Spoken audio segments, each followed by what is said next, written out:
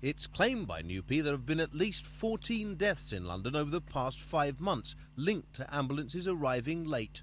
Government guidelines say they should be on the scene within 14 minutes of an emergency call, but delays of up to an hour are documented in a special Newpie report. The London Ambulance Service said tonight they wouldn't comment on the allegations until they'd studied the details of each case.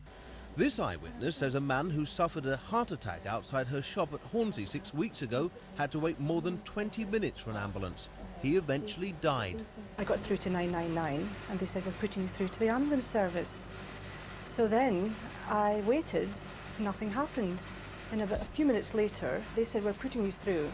And an answer machine came on the phone and said, this is the London Ambulance Service, we're ever so sorry to keep you waiting, but you'll have to take your turn in a queue as soon as we can. We'll come back to you.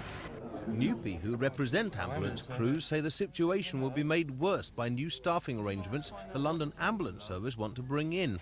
They allege management plan to cut ambulances by 90 and lose 77 jobs. This could hit South East London the hardest. The ambulance service admit they're short of about 80 qualified ambulance staff, though this is less than what Newpie claim. They also say the transferring of some crews used for non-urgent transport to emergency duties will ease the problem, but the unions say that's not enough. There's been deaths all over London in the last 5 to 6 months, and I would think that the chief officers of the ambulance service are quite fed up attending coroner's courts and having to explain why did this individual die and why did the ambulance turn up 45 minutes late when it should have turned up within 14 minutes.